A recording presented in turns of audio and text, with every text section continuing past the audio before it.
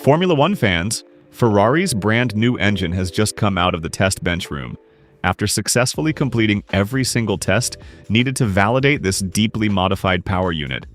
And I'm about to break down all the jaw-dropping technical details behind this massive performance leap. The new engine promises 20 extra horsepower in qualifying trim, running at higher boost pressure, and between 10 and 15 additional horsepower in race configuration.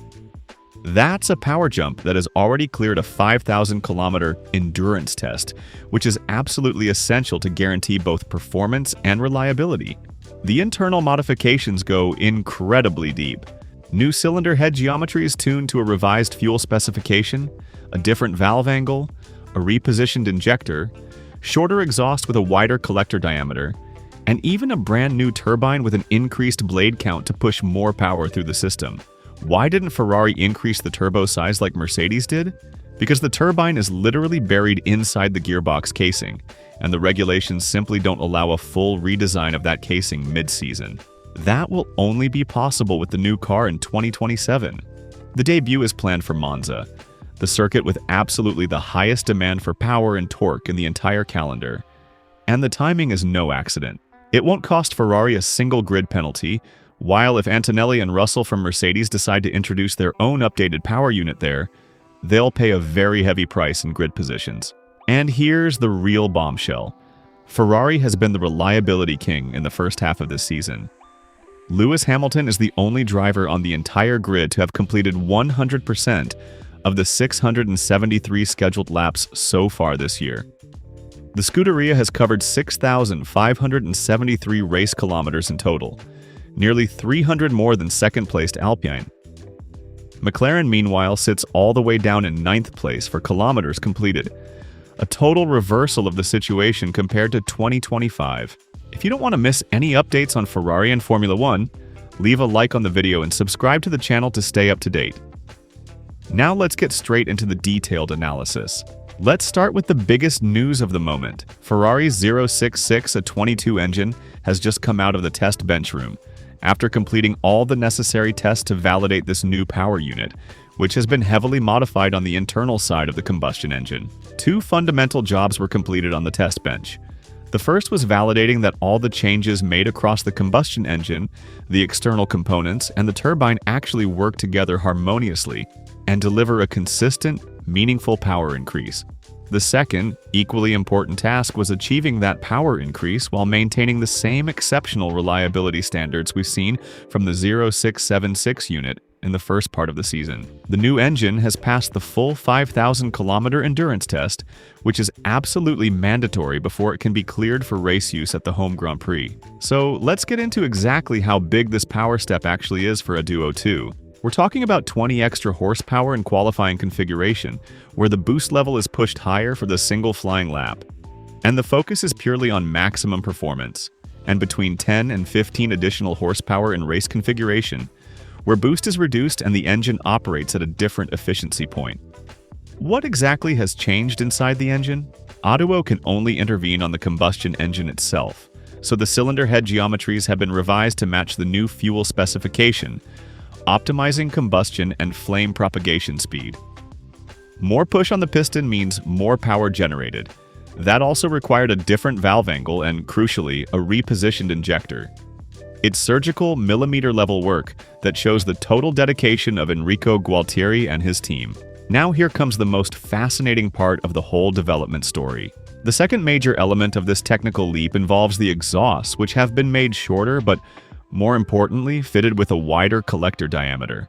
The goal is to increase flow rate and improve the push of the combustion gases through the turbine, maximizing boost pressure and getting as close as possible to the theoretical peak power output. The turbine itself has also changed, with a completely different geometry and an increased blade count designed to enhance thrust and generate more compression during acceleration. It's a comprehensive package of modifications that touches every single element of the power unit, with the stated goal of finally closing the power gap to Mercedes that was painfully exposed throughout the first part of the season, particularly on the straights at Silverstone and Spa. A lot of fans have been asking why Ferrari didn't simply increase the turbo size like Mercedes, who runs a larger unit, to squeeze out even more power. The answer is that it simply isn't possible at this stage with the 2026 car because the turbine is literally buried inside the gearbox casing. Increasing the turbo size would require a complete redesign of the entire gearbox, and the regulations don't allow that mid-season. It will only be feasible with the new car in 2027. It's a structural limitation that Ferrari is nonetheless working around brilliantly through all the other internal modifications I just described. Now here comes the most important strategic advantage in this whole story. The Ferrari A22 engine makes its debut at Monza, the circuit with absolutely the highest demand for power, torque, and acceleration in the whole championship. It's a perfectly timed strategic choice that cost the Scuderia 0 grid penalties. Unlike Mercedes, who have already used the maximum allocation of 4 power units allowed under the regulations, if they choose to debut their updated Aduo at Monza, both Antonelli and Russell will face heavy grid penalties. That situation simply doesn't apply to Ferrari, who will be introducing their 3rd engine of the season, staying comfortably within the units permitted without any sporting sanctions. The strategic advantage is enormous and could genuinely shift the balance of power in the second half of the championship, giving Hamilton and Leclerc a real opportunity to go on the attack. And on the other side of the fence, Mercedes is not standing still.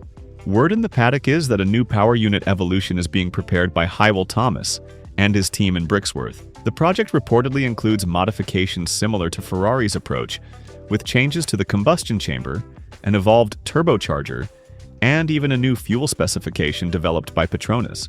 The goal is to recover some of the technical advantage built at the start of the season, and to address the reliability issues that have begun to seriously concern the team.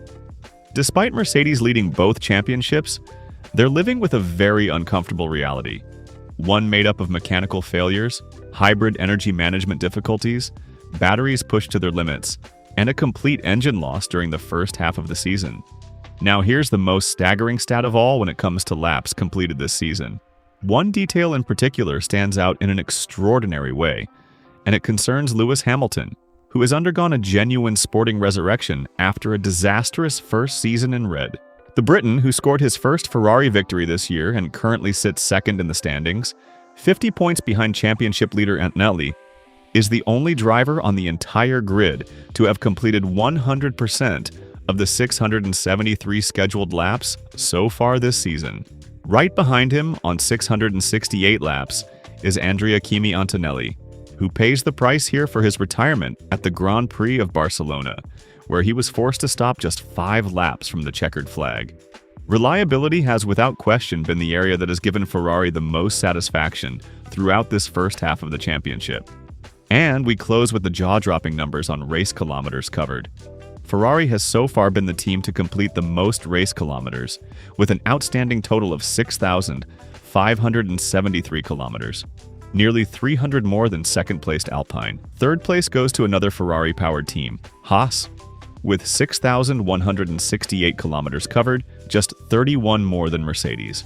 The Silver Arrows sit only 4th in this ranking, largely due to the numerous problems that have plagued George Russell, who retired in Canada with a technical failure and then completed 0 laps in Belgium, following the collision with Hamilton. But the top team that has paid the heaviest price in terms of reliability is undoubtedly McLaren, sitting 9th for kilometers completed this season, behind even Audi, Piastri with 1 retirement in Hungary, Norris with 2 between Monaco and Canada, all due to technical failures, not to mention the embarrassing Chinese Grand Prix, where neither Papaya car made it to the Sunday race.